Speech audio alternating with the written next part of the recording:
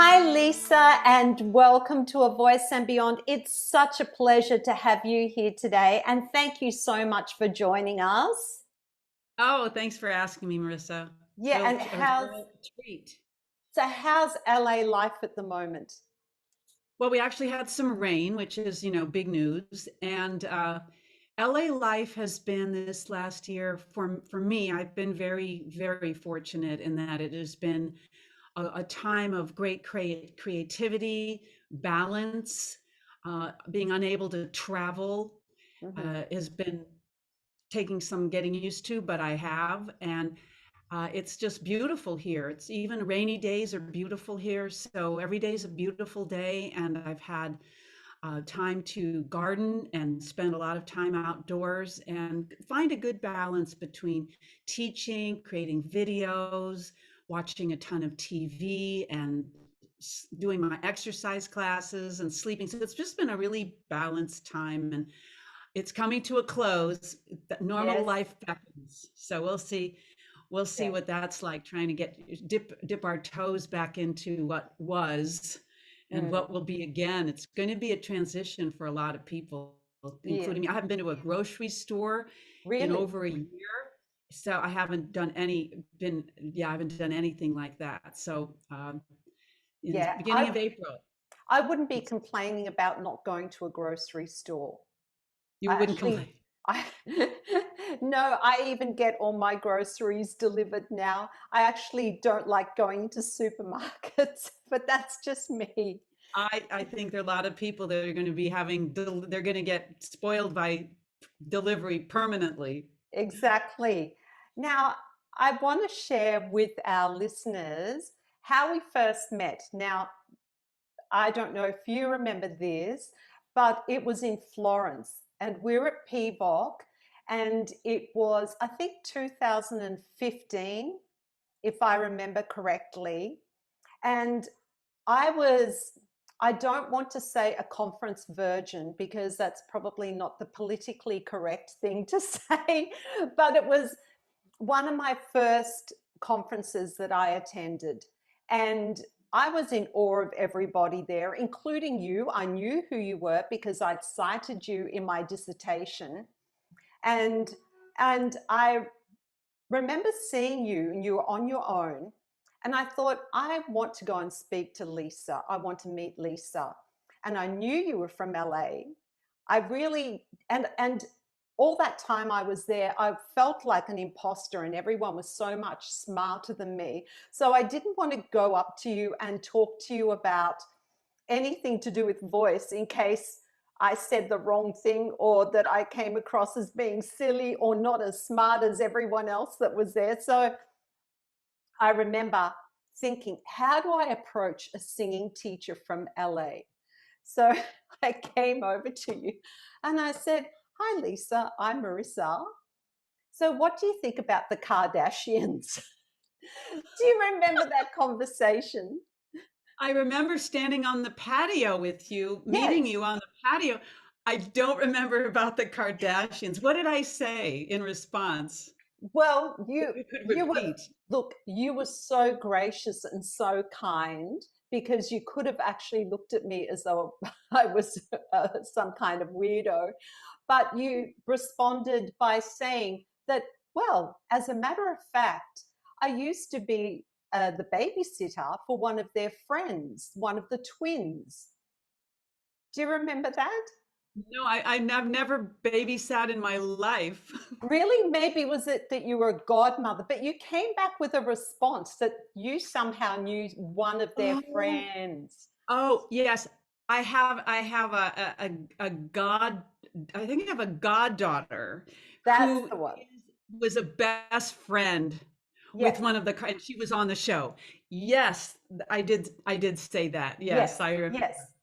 So I immediately felt really relaxed. And then you and I started to hang out.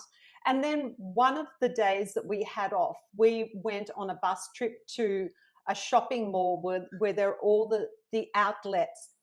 And it was Irene Bartlett, myself, and you on this bus. And I remember you telling me the story of your life. I won't go into details, as a, quite personal, but you shared quite openly your life story as a child and things that happened throughout your lifetime. And honestly, I thought I was listening to a podcast. Someone, and it would have been, it was just an amazing, amazing story. And if ever anyone is going on a long road trip, you need to take Lisa with you, because I'm sure the time will fly. I was sitting there just in awe of all your stories. And so, where this is all heading is that you had an extraordinary childhood. Your father, in particular, was an innovator, a creator, a very highly successful businessman. I'd like you to maybe share a little bit about him and maybe tell us, like, was it hard being your father's daughter?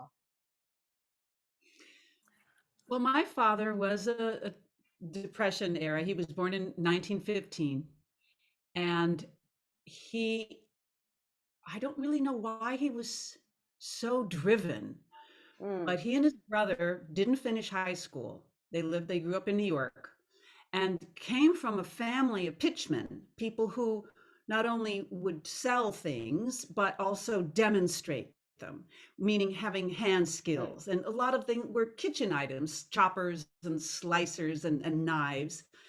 And he, in the 40s, moved to Chicago thinking that at the end of the war, that it was a good place to start a business. And how he went from that to having a factory with hundreds of employees, that part of the story I'm not sure. But he and his brother started this company called Popeil Brothers, and they went on to really influence American selling techniques on early television, uh, using late night television and cheap commercial time to make very simple commercials.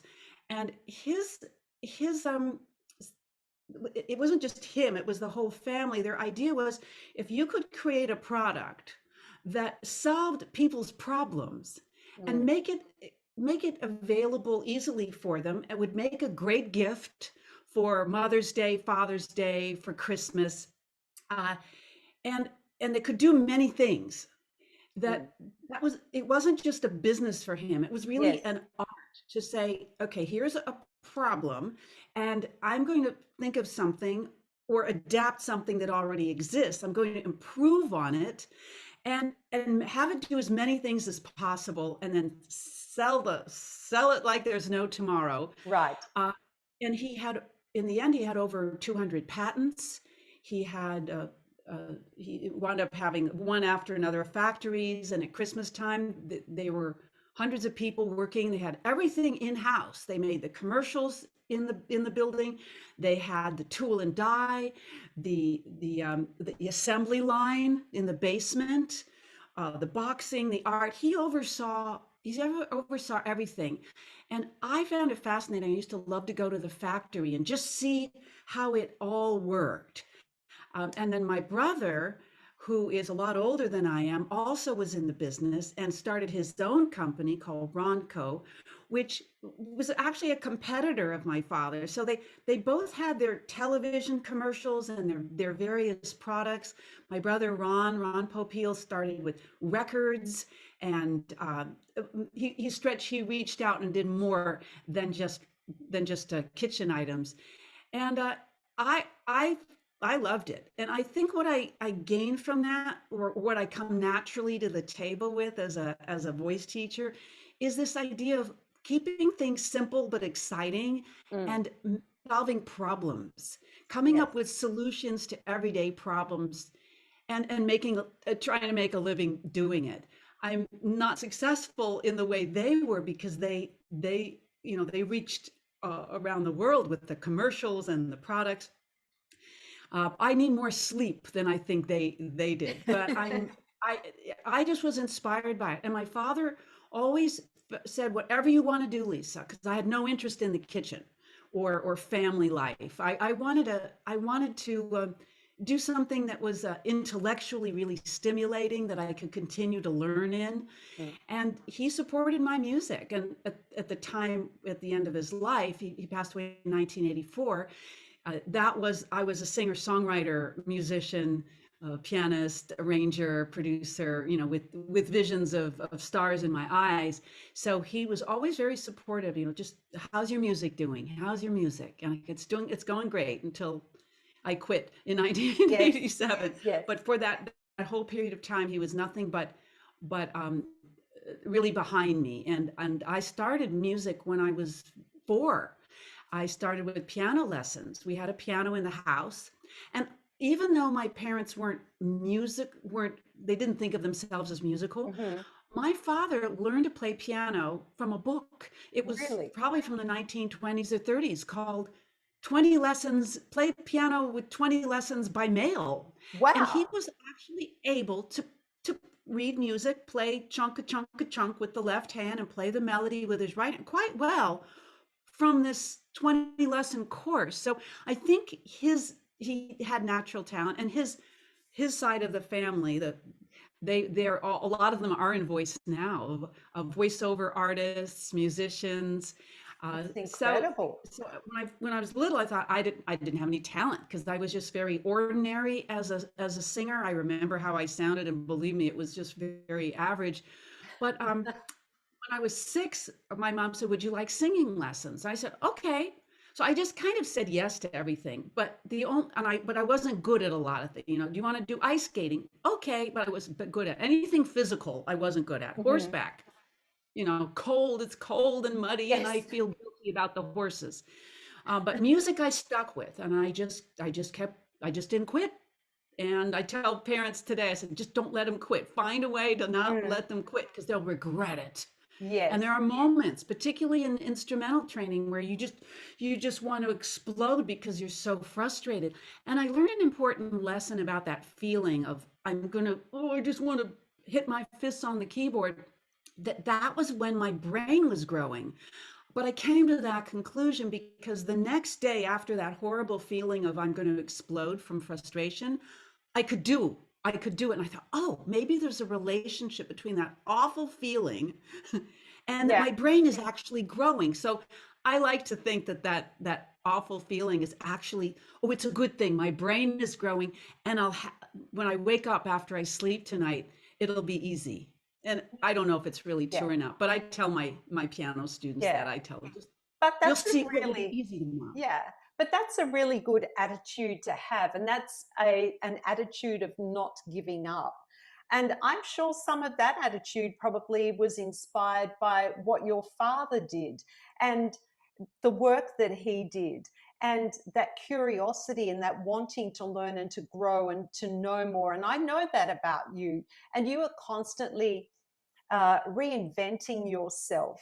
So, how did you come then from being a little girl that was learning the piano to becoming a performer in the 80s? Well, I started performing when I was 6, Oh, and I wow. had vocal problems by the time I was 7. Oh, I don't remember that, so it may have been nodules or pre-nodules mm. because basically I had just been told to yell. I remember being 6 and singing 76 trombones at the top of my lungs because they'd said, "Lisa, louder, louder, Lisa." And then by the time I was 7, my mother And who thought, there's was something this though? wrong with your voice. So she found a voice teacher for me. Hmm. And there weren't a lot of voice teachers available, and they were all classical. So we found a nice lady from Germany who had been an opera singer of some renown in Germany.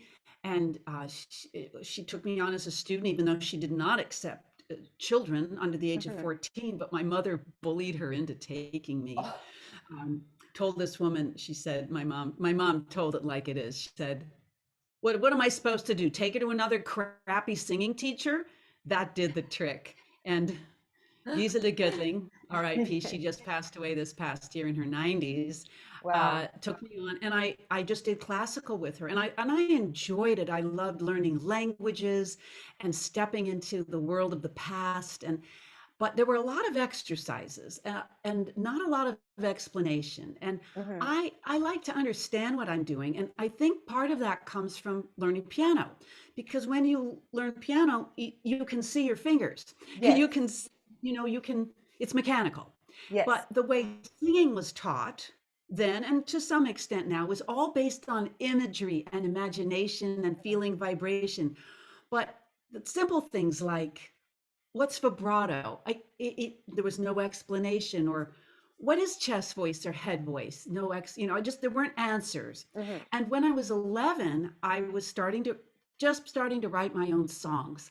I was Wow. I was listening to Carole King and Elton John and playing along. And uh, maybe was I 11 then? No, I don't think I was 11 yet. But no, I couldn't have been listening to them, because it was a long time ago. I Yes. didn't realize that came later. Anyway, I wanted to know how people on the radio sounded. I think I've told you this story in the Yes. past, that because I couldn't sing like people on the radio, and they had no lessons. So here I am going an hour every week to the Fine Arts Building Hmm. in Chicago, and I'm learning, I guess, and I can't sound like anybody on the radio. Yes.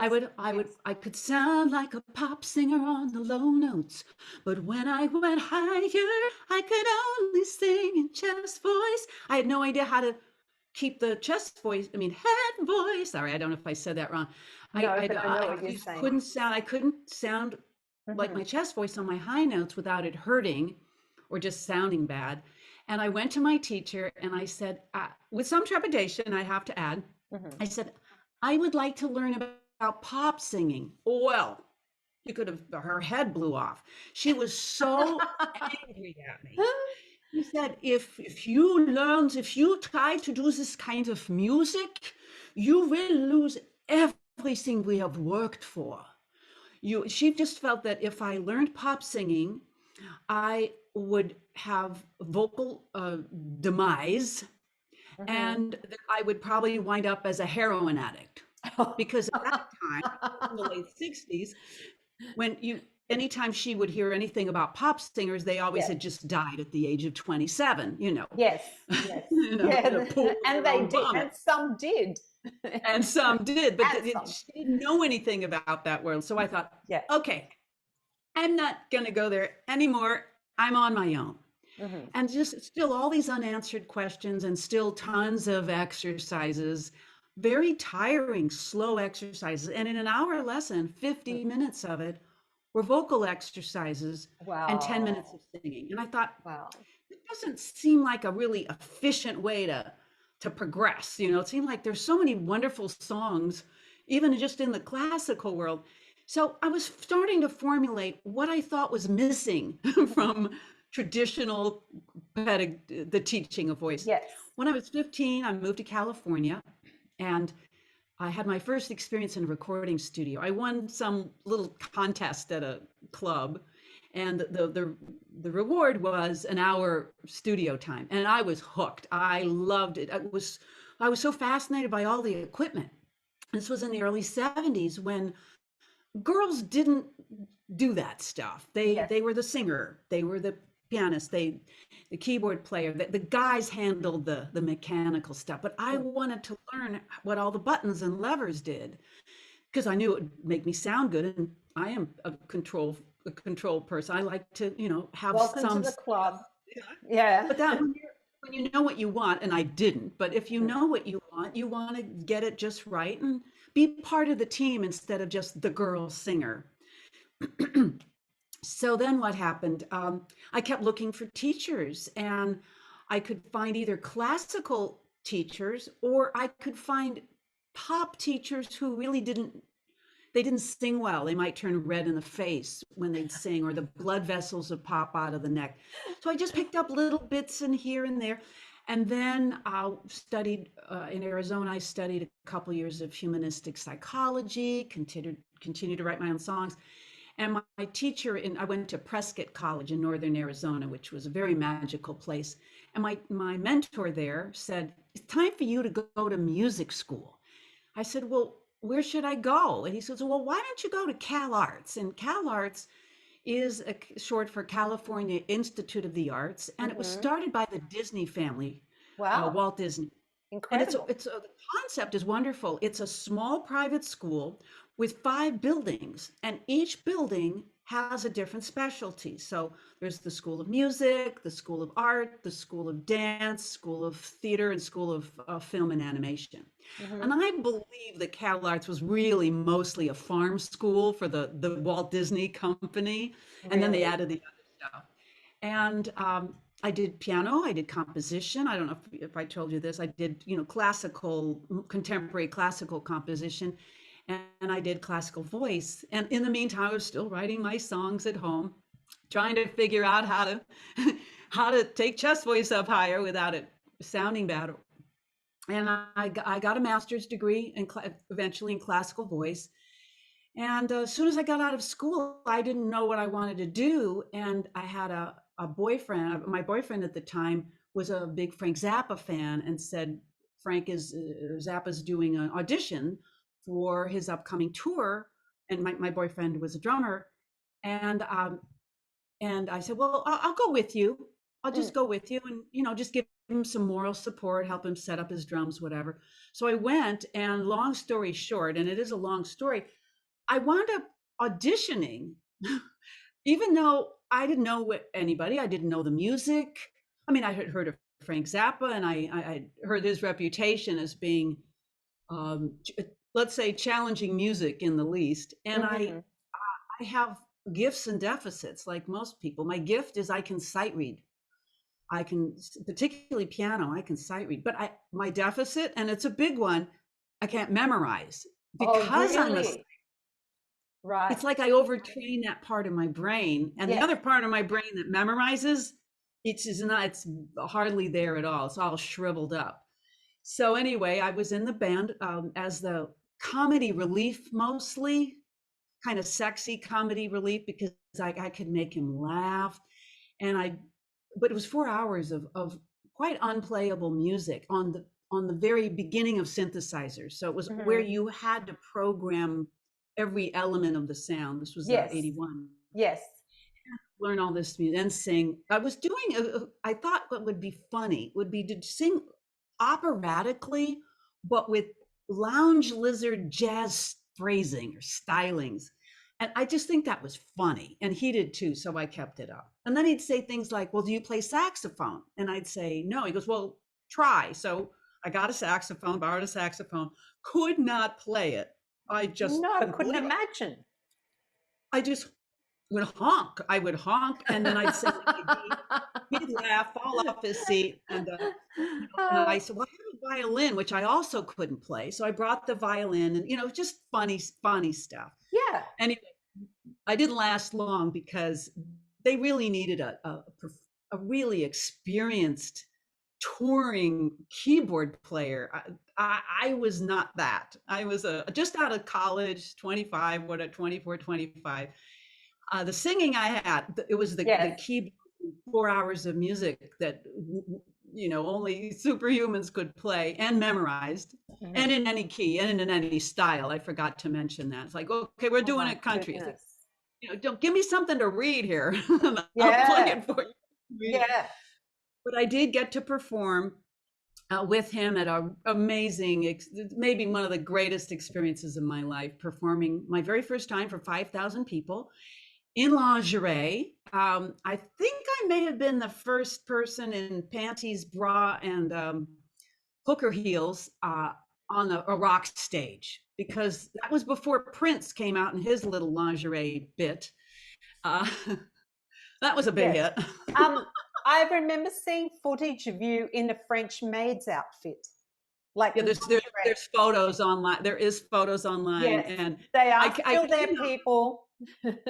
yeah, so prepare yourself. I hope you don't think less of me, but it's Oh, no. showbiz.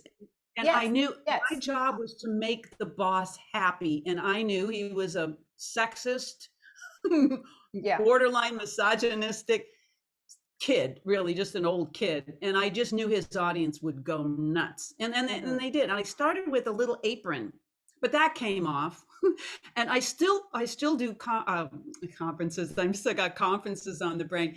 I still occasionally do Zappa Festival. So I was supposed to be in Norway last November, and that's been postponed to probably, hopefully, this coming November Hmm. for a Zappa Festival. And I still wear completely inappropriate but memorable outfits as I, do my three songs that I'm known Yeah. for in the Yes. so Yes. so that was it was great. And then I decided to really hit the music business real hard, and I did that for 6 years. And I wrote a lot of 80s pop funk, some ballads, and I've still I've got a couple of songs up in contention for an upcoming Emma Thompson movie. So It's I'm trying to amazing. taking all my old material and Yes. working with a music supervisor. So hopefully they'll live again. I Yes. wrote I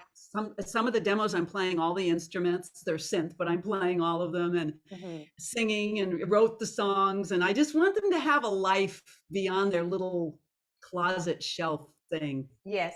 I've heard a lot of your music that you wrote in the 80s, wrote and recorded in the 80s, that you've kind of been slowly leaking out to us, uh, I'm, teasing us with that music.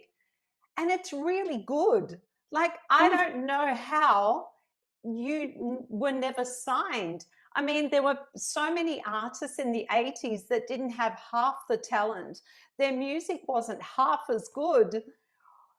How were you well, overlooked? I did have a record deal, but I think they picked the wrong song. They did a Right. song that was a ballad. And Okay. and really, a ballad is not how you break a new artist. It's Mm, just not how you break a new artist. So but it taught me about that the music business and maybe the entertainment business is not a meritocracy. It's so much about luck. I mean, I felt I had everything going for me, and I you did. still couldn't break through. And it one of the problems was rap started, and when this sort of what I believe, forgive me, any rap fans out there, Mm, to me it was a non-musical style, kind yes. of kind of a cultural coarsening of popular music that exists Hmm. to this day. If anyone saw the Grammys last night, what what is offensive is now entertainment or the norm. Hmm. And I think, am I just too old? And am I a prude? No, No. I felt this way when Madonna hit the scene and was sort of humping lampposts in her videos. I had that same Hmm. feeling of, I want the music, I want entertainment, but Yes. does it have to be shocking to, Yes. I mean, I guess I did my share. I have a music video you'll never see that's, yeah, it's very hypersexualized, but there's still, I always felt we should have some class, because Yes. musicians and entertainers are role models. And I feel like we should uplift and empower, not basen and be more base or coarsen ourselves or make ourselves into overtly sexual objects. Hmm. But I'm just ranting about now. No, But no, there's something that I just like to touch upon based on what you've just said. And firstly, when you were talking about Frank Zappa, and you were saying that, as a woman, you knew that you had to behave in a certain way, you had to conduct yourself in a certain way, you had to look a certain way. I mean, at any point, did you feel that that was degrading, or was it something that you thought, well, if I want to work, I have to do this and just suck it up and zip it? no, it actually, I did not feel degraded or Mm. manipulated in any way. Oh, good. Everything I did and what I wore was for his delight. And I have this idea that when you wear something that makes people, women too, feel a kind of delight, Hmm. even if it's a little hypersexualized, I think that's a gift you give people. So there's Hmm. this, where's the line then, is the question between Yes. crass and uh, interesting or artful versus vulgar. And I didn't want to get into vulgar, Yeah. but there Yes. was, so everything I did for him was because it was to me the correct artistic decision. At the bottom of it was because I wanted to. Yeah. But after the show in December of '81, he brought me in, was working in a studio. He brought some other music out and wanted me to record it. And there was one song, and I felt that the content, the lyrical content, was misogynistic in a Hmm. way that I didn't want to be associated with it. And I told him that, and I never worked with him again. Uh, Right. so you just go with what you feel comfortable with. Yeah. This idea that the more crass I am, but it works, you see, in the Yeah. business. I'm Yeah. wondering sometimes, to my dismay, and I'd like to talk with you about this, is I wonder if being a good singer really just if it matters anymore, or if just Hmm. having you just showing a lot of skin and putting your legs in very Yeah. gynecological positions Yes. and just and rapping is that what really matters now? Is that the Yeah. only way you can have a Yeah. career? Yeah. Am I leading people down a way an alley that's there's no way they can do it Hmm. if they have talent and they have looks and they have ambition? Yes. Is there any chance for them? What do you Yes. think when you see Yes. what's been going Look, on in pop business? yes. Look, I think that, there's a problem with women in the industry, and it's for women in the industry. I think that the industry is definitely highly sexualized. And unless women are wearing skimpy clothing, or you are someone totally different like Adele, who was just magical, you know, you have to. I feel that there's like an assembly line happening. What is in today, you have to grab those 5 minutes, do whatever you can to get your 5 minutes of fame, and then the assembly line moves on to the next product. And music is written that way. It's written in a way to be consumed. It's like music has become like the McDonald's of fast food industry, where Mhm. what's in today is gone tomorrow. The flavors are changing all the time. And what's unique is it no longer exists. And is music going to be memorable? No. And I feel that not only is it a tough call for women, and I feel that there was always this issue of the casting couch for women in the industry. And I know this for a fact here in Australia. And so that there's that problem where women have to sometimes do things that they're not happy to do in order to have that fame. But I think too that music artists have a responsibility to the emerging artists, and some of those are the young children that are listening to this music. And young children have become highly desensitized to swearing, to adult themes, and also to what they see the performers wearing as being normal. And I know this because I work with young children, and when they bring a song to me, the first thing I ask them is there swearing in the song? and Wow. and usually the answer will be, I'm not sure, because they just don't know anymore. They're so used to it. It's so part of the normal. And I tell you, like I'm teaching in a religious school at present, and I would be fired if the principal happened to walk in at a point of time where one of those explicit words comes up randomly because the child forgets that it's there. Oh my gosh, I would not have a job. I would have been fired so many times because the kids don't even remember. They don't know that those words, that language is there anymore. So, and then even when they do, they still beg me to sing the song because they love that song. So we do have a bit of a problem going on in the music industry. Is it a problem that's new? I think there's always been problems, but the problems have been changing.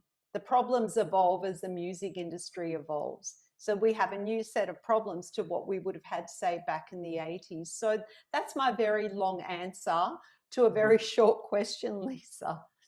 Yeah. Well, had a new student this week who's actually very talented. And Mhm. when I asked her before we met, I asked her to send me a little video of her singing. And I heard something that I'd never actually heard myself before. And that is that when she sang, not only was every note in tune, but she sang as though her voice were auto-tuned. And she Oh, was singing a cappella. mhm.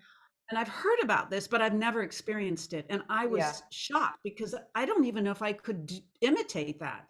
And I Mhm. asked her if she knew what auto tune was, and she didn't. Yeah. And I talked about how singing in tune is really a gift. But I also said that, and I told her a little about auto tune and what it is and where it started and how it's used. And I said that really good singers, because I think she could be really good, because Yes. obviously she has an incredible ear, that really good singers don't sound like machines, No. and Nor and do they they need to. nor do they need to. They just have to be in tune enough Mhm. so they don't sound out of tune. Mhm. But because I'm a producer too, so when I see someone and I look at each note that they're Yes. singing, and I don't I only retune or change the tuning if something is obviously out of tune. Everything I leave there because it adds to the feeling. But I realized that one of, besides just teaching her the basic skills of voice, um, because she doesn't know any of that, and it's my pleasure to show her the basics because they work right away, and she was just sounded Mm. so much better in Yes. half an hour. But I realized that one of my jobs, and I think this would apply to you too, is exposure, exposing people to great singing, to great Mhm. singers of the past, and talk Yes. about how these singers are revered and who are appreciated for decades, not just for the next 5 years. Yes. Also, song styles. I'll say, see how this song, yeah, it feels good. It's fun to sing along with, but it has no melody. And Yes. I said, it has no melody. So therefore, I don't really know. We'll see. I may be wrong, but I don't think people will be enjoying this song as much in 20 years because Absolutely. something natural about we want melody Yes. instead of just two notes or three notes over and over again Yes. with a good. Yeah. And I think TikTok, in as much as, people boohoo technology, but TikTok is actually doing a good thing at the moment. There's a lot of music that is coming back to life again due to TikTok. Hmm. And Uh, people singing along with People it, or singing old music. Yes, so it's given a lot of those old tunes. For example, Sweet Dreams by Fleetwood Mac. Oh Mhm. no, was it? No. uh, Well, here I go again. You know that yeah, song. the guy on the yeah with the cranberry juice, Yeah, yes. yeah. For example, I mean, a lot of today's generation would never have heard of Fleetwood Mac if it wasn't for TikTok. And Mhm. that's what's happening. There's songs that I say to my students, okay, because there is such a small number of songs that they can actually sing that's in the charts at the moment, we have to revisit old music. And the number of times I pull up a song, one was Put Your Records On by Corinne Bailey Ray, I think that was her Mhm. name. Girl, Correct. put your records on. Yeah, Mhm. yeah. They They say, love it, oh, right? They TikTok. love it. It's I TikTok. play 70s, I play 80s, and Yeah, I hardly ever find someone says I don't like it. Now I let them do what they want to do first. So yes, they know that I'm with them, I support them, and I'm not putting their tastes down. But then exactly. I That's say, important. I have an idea. I can hear you doing this. Tell Yes, me if you like this. And yes. they what's not to like? They like the melody, they like the rhythm of it. Mm, And my happiest students are the ones whose parents, I mean, because I'm not working with kids anymore, but or I'm trying not to, but when their parents play all the great music from the 60s, Yes. 70s, and Yes. 80s. And that's what the Yes. kids like. They go, that's my favorite. I hate Yes. what's on the radio now. I Yes. know, okay, this is going to work Yes. with I me. know. I know. I had a boy the other day. Well, I shouldn't say boy. 18-year-old student who, because and he's a second year student at the Conservatorium of Queensland in the popular music program where I teach in. And I introduced him to David Bowie music because Oh, these kids have not even heard of artists like David Bowie. And he loved the music and he ended up choosing a David Bowie song. But nice. yeah, but I'm going to take the discussion back a little bit now because one of the things that I would really love to talk to you about, and I'm so fascinated with, and I've heard this before from you, and I think our audience would absolutely love to hear about your experiences on the road with Weird Al Yankovic. Now, because the show is basically centered around self-care, and this pertains to being a singer and a female singer on the road touring with a rock band, and what that experience was like and how your self-care had to really kick in. So maybe the first question would be, with that tour, I know it was a number of months, many, many shows. Maybe you can tell our listeners what that kind of vocal demand was like for you, and what Yes. was that vocal demand? Yes, it was. I knew it was going to be a once in a lifetime experience, and I wanted to really soak it up.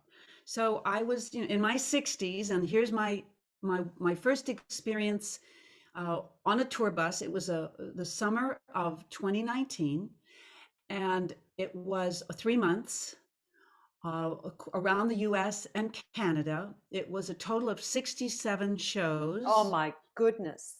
65 cities. So there were a couple of places where he has a big fan base, particularly like Seattle, where we would do 2 shows a day. Mm-hmm. I can't remember where we also did 2 shows a day, but mostly it was one show. And the band that he works with have been with him for decades. And I started working with Al in the very beginning of his career. The second album, he wrote a song called Mr. Popeil.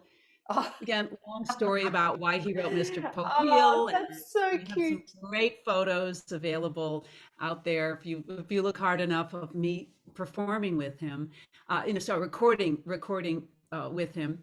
In fact, it was funny because the his record label turned out to be the record label I had my deal with no connection. Yeah. So that was something. But so I've been on a lot of his albums over the years, and in 2018 he said I want to do something different for my next tour because he'd usually just gone out with the band. He said for 2019 I want to have a full orchestra uh, and a conductor Mm-hmm. and backup singers because he never had backup singers. Would you like to come on the tour? And I had to think about it for Yeah. a few seconds because that would be a whole summer without teaching and I didn't know how well I'd be because I was planning to tour with Frank Zappa, and I was given this big talk about how warlike it is to go on tour, especially in the winter time, because Frank would say it's going to be 90 degrees on stage. It's going to be 40 degrees off stage. If you've got a fever and diarrhea, you don't leave the stage. So he was giving me this talk about the Mm-hmm. touring is like commando warfare. Those were Yes. Frank Zappa's words. Yes. So I had this idea of how hard it was going to be. Well, it wasn't, partly because it was like family. I brought in the Mm-hmm. 2 other girls, the 2 other backup singers. So I had a history with them. They were talented. We liked each other. We were committed to being there for each other. I knew the guys in the band. It was my first time on a tour bus, and I really took to it. I had no problem sleeping in that little thing. I called it a coffin because it was so Yes. small. And we were treated really nicely. We unlike other tours I've heard about. In other tours, things I've heard are things like don't talk to the artist, Hmm. or there was something else. You just don't complain, don't say Yes, anything, do your especially as job. a woman. Yeah. Yes, this was more like family. Hmm. And there was squabbling, just because we're all a bunch of kooky people, but it was like family. And there was a lot of love. And Al is a very warm person. A lot of people don't realize what a warm, caring person he is. So he helped create an environment where we were all in it together, and the work was not that difficult. The challenge is that it wasn't hard on our voice. It was a 1.5 hour show. Hmm. We were center stage, which was so amazing. We weren't off in the corner in the dark. I was right behind Al every night. There was a 40 to 60 piece orchestra behind me, and Wow.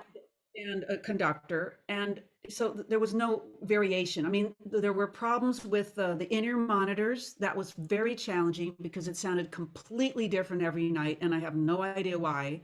Hmm. It shouldn't. So vocally, there was not a single problem. The only problem vocally, because I've been coaching Al through the last 35 years or whatever with his voice, and he started to lose his voice the first week, Oh, and he really? was really freaking Oh, about it. yes. And it was because he had a lesson with someone else. Someone said, you got to go see this person in LA. And he'd come out of the lesson with what? Exercises, 40, like a CD of Mm. these really violent sounding. I mean, Oh my it was really God. loud and really rough on the voice, because I Wow. think there's this myth, particularly among a lot of LA teachers, that if you just do your exercises, you'll be great. And I don't. I am a not exercise person. If you Mhm. know how to sing, then rest your voice, do a little warm up, check your voice, see how it is, and then save it for the stage. Exactly. So I just said, here's what I recommend. I said, I would not do those exercises. You don't hear us warming up. If we're singing, it's because we want to sing. We're checking our voices out. But we don't have like a routine warm up. I said, just try it. Don't imagine you're already warmed up, because after the show, he'd have maybe a 2 hour meet and greet. So he was using Yes. his voice there. Yes.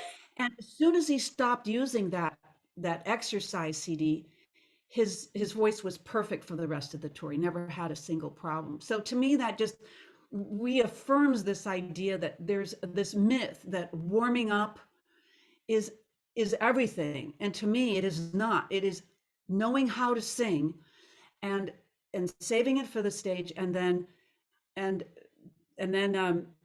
protecting your voice and using less voice, not more voice, to keep your voice when you have intense voice use. And he was 60, 61 at the time, and he would be screaming some of the songs. And then he's just got an amazing underrated voice, because he'll be screaming and growling one second, and the next he's singing this sweet ballad with this floating falsetto.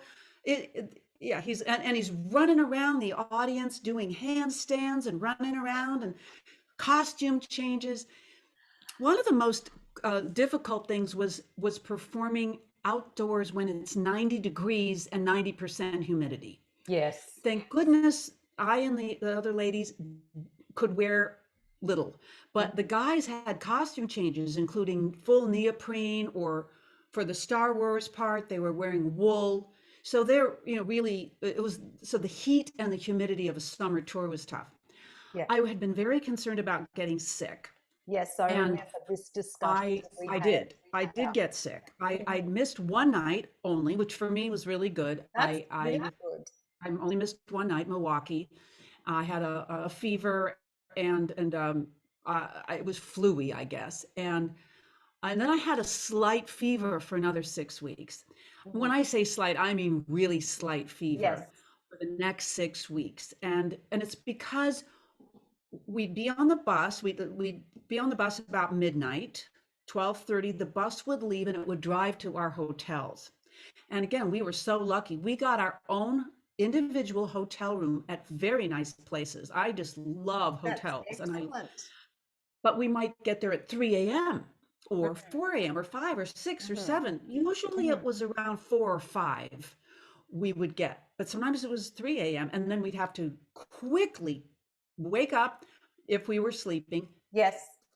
dress, get out, get your suitcase, get into your hotel room and go back to sleep.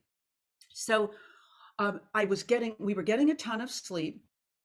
Us girls might get together in the beginning of the tour. We'd get together for lunch, or 1 o'clock we'd go and see the sights together, and then the van would pick us up around 4 or 5, about 4 o'clock, to take us to the venue with the band.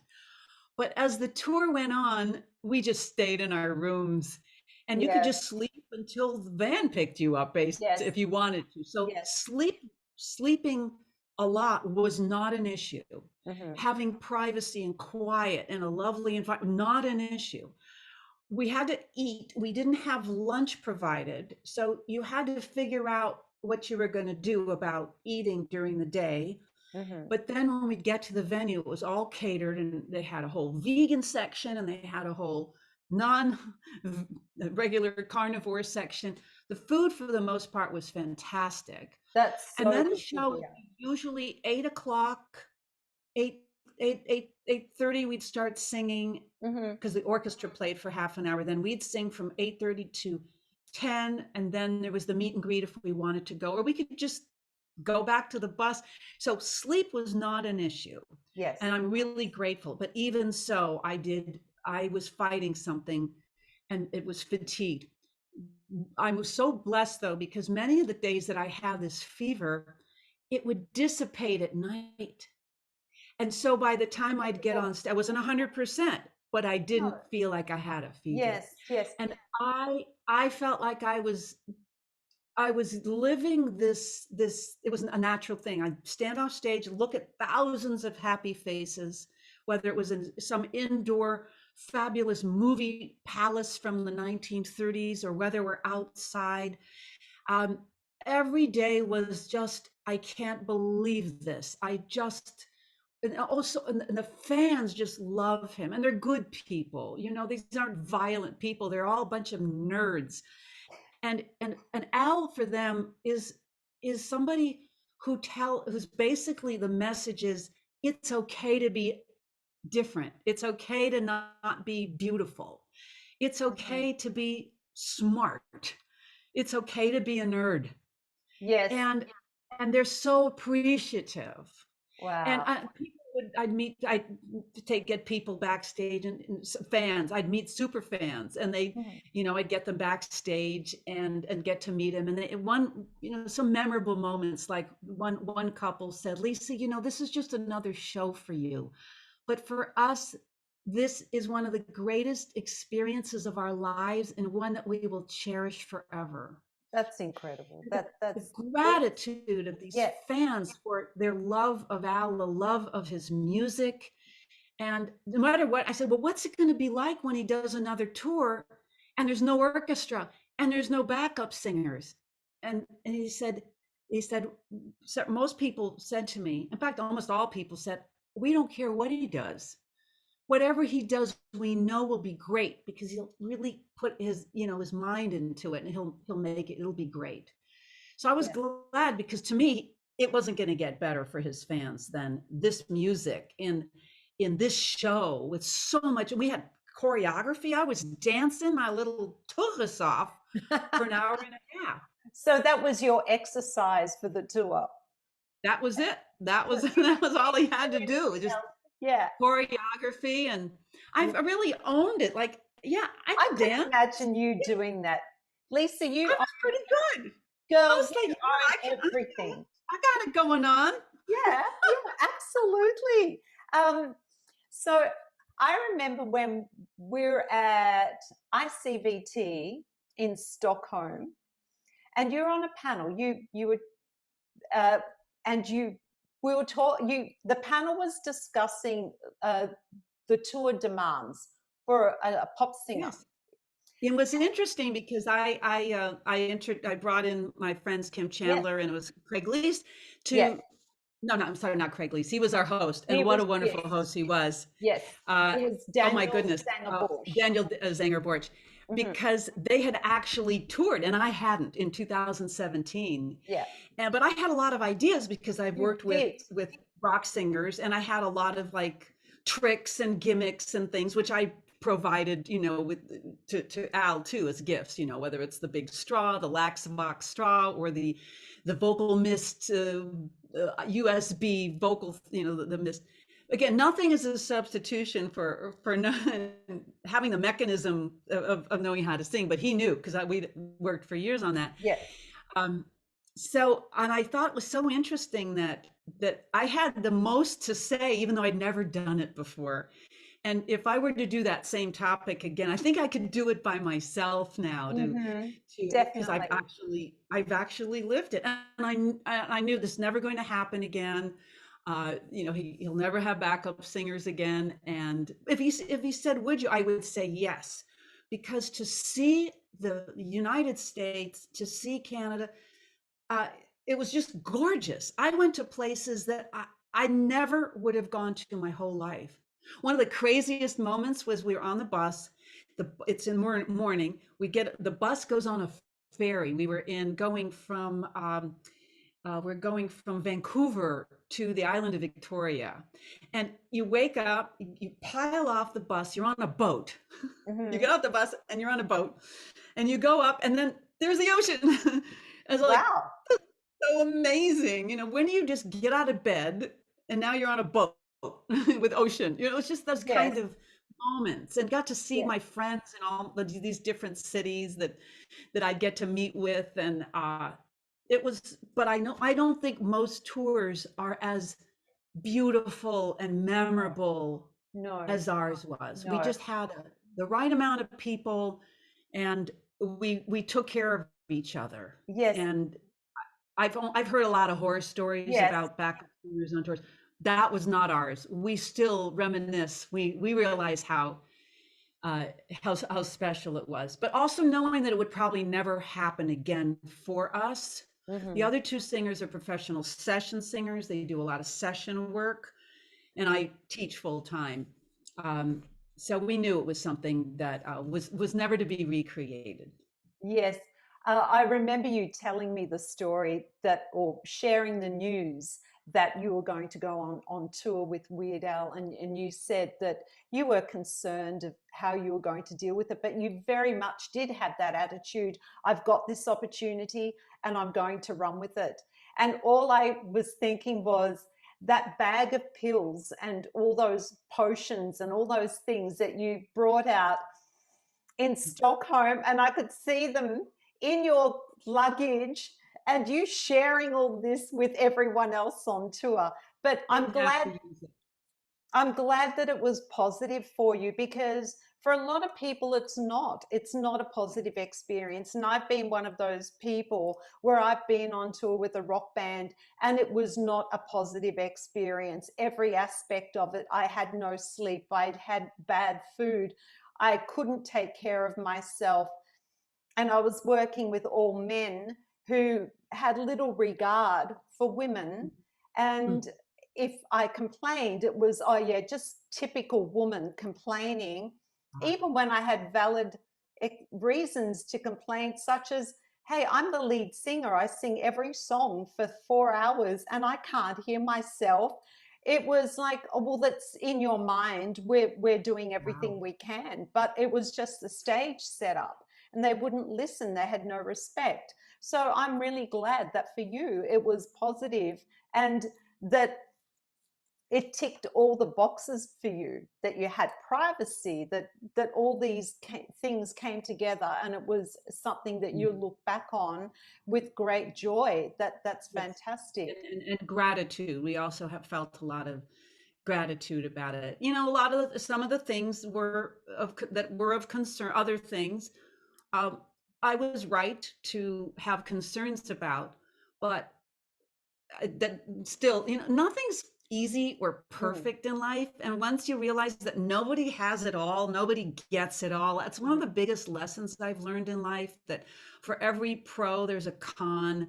Yes. And when you think that nothing's perfect, nobody's perfect, you have good days and bad days, and you just have to keep trying to do your best and stay positive and have an attitude of gratitude, as corny as that is, it really makes a difference. And but then was just plain luck of having people around me that I had relationships with. That I mean, even the bus driver, it was so fun. His bus driver, he was a good old boy from Alabama, and sometimes it Oh, would be 3 in the morning, and I'd be sitting with him up there, and we had nothing in common, and we cared about each other, and he would talk about his life, and we'd talk about my life, and we'd just shoot the breeze. And I remember talking to him after the tour and just saying, well, where are you? Because, well, I'm here. I'm here. I was, well, how's it going? Oh, it's shit. I hate it. It's terrible. I said, what's going on? Oh, well, they just would ignore him or put him in these mold ridden mm, dumps, mm. terrible tour manager. And, I said, well, you gonna quit? He goes, hell no, I'm not gonna quit. But I'm Yeah, just going to tell him I'm not staying in that dump. You yeah, get me a real hotel. I'm sitting in the yeah, lobby until you get. It's just this hellacious, more typical story of it. But he wasn't going to quit. And I thought, well, good for you. But yeah, stick up. How do you stick up for yourself without alienating people? And I think exactly. women have a harder time with that. We want to be liked, and we're afraid if we're too tough, it's only going to make for more problems. So, Yeah, so I understand that. yes, So there's just a lot of luck. And as I was saying earlier in our conversation, nothing's fair, nothing's a meritocracy, and you just take opportunities when they come, and be as good as you can be for the job. And exactly. sometimes lie, sometimes take things you're not competent for. I mean, that's a famous entertainment story, or maybe any job, which is, can you do this? Sure. And then you Yes, like and then figure it out. figure it out. Mhm, Sometimes it works. Sometimes that's the mhm. beginning of a career. Yes. So all these experiences that you've had, would you say that they have had a great impact in the way that you teach in your voice studio? Do you feel that if you didn't have these performance experiences, that you hadn't had a performance background, that you would teach very differently? That is a wonderful question. And I've never been asked that. And I thank you for that question. As I think about it, I think my ideas about performance and what makes a good performer really started as a teenager, because I Mhm. was always singing in musicals or recitals, and then operas, and then little, at home recitals with my songs. And I realized early on that in order to be a good performer, it was about the audience and about being charismatic and not thinking about myself every second, Mhm. because I had to perform sick a lot. I used to be sick. I used to have migraines or cramps or bladder infections, Wow. which I'm completely healthy now compared to how I was growing up. Mhm. So I was used to singing with colds and bronchitis and flus and fever and near laryngitis. I was used to that, and not making it the audience's problem. Yes. So more advanced or the more professional experiences I had were don't inform my teaching, except to say I've actually done it. And so many teachers I know have never done that. They've gone to college, they go right and start their own voice studio. They've never, aside from just doing their bachelor's recital, if that, Mhm. now they're teaching other people, and they never had, thousands of people out there, and the the stress, not, but just it's a Yes. different experience than Yes. singing for friends and family in a college setting. So it's given me more confidence in a way to feel like I have something to offer. But really, my teaching is based on my childhood and teenage frustrations, that I wasn't getting simple answers to questions that I thought every singer, why wouldn't every singer want to know what their range is? Hmm. Even now, I meet very few singers, professional singers, who actually know which notes their vocal cords can produce. They know Yes. their workable range, their comfortable range, but they don't know their absolute range. To Yes. me, be a pianist and not know the notes on my keyboard is crazy. Hmm. So things like that, or because I wasn't a naturally good singer and I'd have vocal problems and issues, I wanted to solve them and I couldn't get, there were no solutions. So Yes. back to my family and this idea of, there's problems, there's solutions, there's value. I That's really informed my teaching. I want to have every lesson with a student be as mind-blowing as possible. So they, instead of thinking, oh, in 6 months of doing exercises, we'll begin our first song. And there are teachers who still do Yes. that, not I, as I many. do know They, that. they can't keep students with like, okay, I'm bored now. I'm no, and Mm. I'm no better. Yep. So, but I have met a few teachers, much to my shock and chagrin, that still have that attitude. I want to get to the songs. Technique is not the goal. There's so many songs. There's so much to know about writing songs because I'm still a songwriter. People still Mhm. pay me. My students still pay me some to write songs for them, and then I produce the songs, and Yes. I teach them Wow. background. So I'm still taking everything I've ever learned about Mhm. acting, about dance, about choreography, about gesture, about patter. How do you put a set together? Yeah. About recording technology. Depending on what their interests are, the more I have to offer, the the longer they'll stay with me, the more value they get. I So do true. laryngeal massage. I do anxiety reduction. I do accent reduction. I work with professional speakers to speech improvement, Hmm. or working with attorneys or cartoon voice people. Uh, Anything I know Hmm. is what I can offer people, so that there's always something fascinating or pertinent to what their needs are or what I think their needs are. And I just think vocal exercises is tend to be this pit of Yes. activity and endeavor, and it can be a dark pit. Instead of, I'm going to use exercises for a goal, and here's what the goal is, and we're going to do this way for this goal, so that we can move on from there. Mm. And what is expression? And I have articles and videos, and how do I move people? How do I make people feel something? And I always tell my students, I said, your job as a singer, if you want to be a performer, is to take your listener on an emotional journey, to take them Exactly. out of their dull, mundane, boring everyday Yes. lives and transport them for a few minutes or more. Yes. And your technique is just this thing that allows you to feel what I call the three C's. You have consistency. Well, you have control of your voice, so it doesn't bail on you. And then that will make you consistent, so you don't have good days and bad days. You just have some kind of good days, and that leads to confidence, because confidence is Mm. one of the big things that young singers lack. They say, I don't feel confident. And I go, okay, let's go back. How do you get confident? Control, then consistency.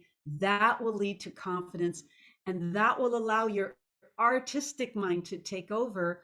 And your, in the background processing, is the technique, which you can go to if you need it, but mostly it's just working in the automation mode, That's and it. you're just you're in the flow of creativity and feeling electric, and creating an electric feeling for your audience. And I think so many singers and teachers just they forget about the joy part, and that Oh, I'm so on the it's same so page. Yeah. Yeah. joy, and adding to the joy of other people, uh, and how to be fearless with your voice without, of course, hurting it. And Yes. how do we not hurt our voices? I'll say, here are the things you don't want to do. You never want to press your vocal cords. I don't care how loud you're going to be. There are other strategies to sound loud, but never press. And there are some very popular vocal pedagogies taught widely in the world where pressing the vocal folds is accepted. And to me, it is the voice killer if somebody sings a lot. Mm. So I'm very opinionated when it comes to uh, what to avoid and what to focus on. I'm a big support person. I believe that if you have good posture and support, a lot of problems will just go away. So I always start with that because that's usually what's missing. No Yes. matter how many years they've studied voice, those two, not just stand up straight and sing from your diaphragm. I mean, precision strategies for posture and support that makes everything better with the goal of getting to the song sooner. Yes. No, that sounds amazing. And I agree with so much of what you said. I think it's so important that teachers remember that the joy of singing needs to be there, and it needs to be there in the lesson, not only to teach singers how to bring joy to their audience, but also as teachers that we bring joy to the student in that lesson, that the student leaves feeling better about themselves than when they first arrived. Now, we're going to wrap this up, Lisa. And one thing I know about you that, well, actually, I know quite a few things about you because we're Yes. good friends. But one thing that I love about you is that you're such a geek and you are a nerd as well. And people may not know this. You love information, you love new knowledge, you are so curious by nature, and you can't get enough of all those things. Um, so I'd like to know what you're working on right now. So where do you see yourself going in the next 12 months? What new products or what are you working on? Well, research wise, I've done some. I think I like to think groundbreaking research into vocal registers across the range, and that high speed video research is now being revisited with the University of Wisconsin at Madison Lab and the team there, and I'm getting some reaching out to various friends and colleagues who may have access to high speed. So maybe we could talk about this later. Okay. But there's a particular task to recreate what I did so we can have a larger sampling so it's not just me. Mhm. Let's talk about that sometime and I'll tell you exactly what the task is and Okay. maybe I'd love to have you I'd be keen. participate Oh, in it. absolutely. I'll be there. Finding high speed video is very rare because those pieces of equipment are easily $60,000 and they're not easy to, you have to find the right lab, Mhm. anyway, so we'll talk. So that research project is ongoing, and I've had a lot of requests for kind of an in-depth teacher training course, and I'm thinking about it. I'm thinking what would be the best format. Would it be video only? Would it be uh, would it be live and Yes. videotape that? So I'm thinking about making lists of topics that I would not necessarily share with the public, Mhm. but I've been, next year, this is really shocks me, but next year it will be 60 years since I started my interest in singing and learning about singing. But you're And only 21. I know, how did that How, happen? how does that happen? I don't understand.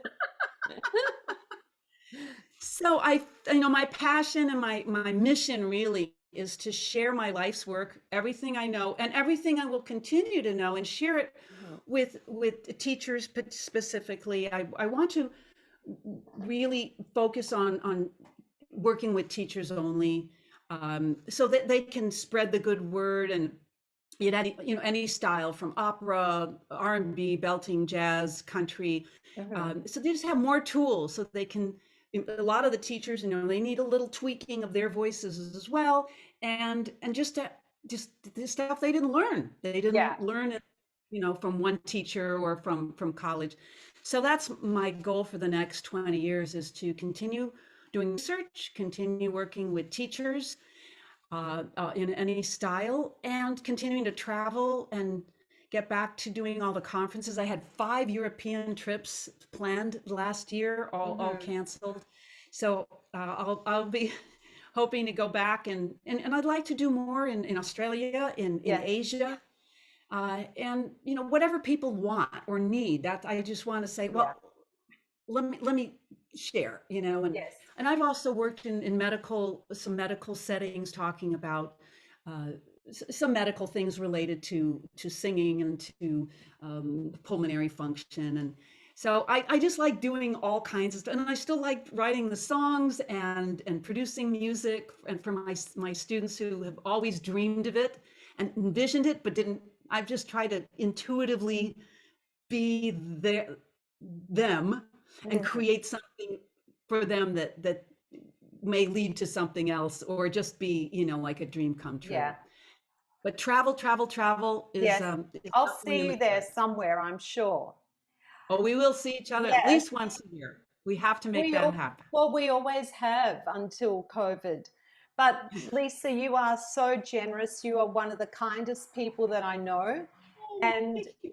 yes, and I really appreciate your time on this I podcast. appreciate you taking all your time to let me, rant and give my Oh, opinion and I share could my listen to you all my day. stories. No, you've been so generous, and I'm sure we're going to catch up soon. And I'm sure the listeners are going to love listening to all your stories. And thank you for sharing with me and with them.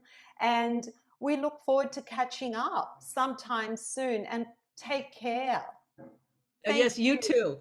Okay. Getting our shots taken care of, everybody. Let's get on That's with it. it. We got a Let's lot of stuff let's to move accomplish. on, people. Okay. Thank you, Marissa. Thank you. Bye, Lisa. Bye bye.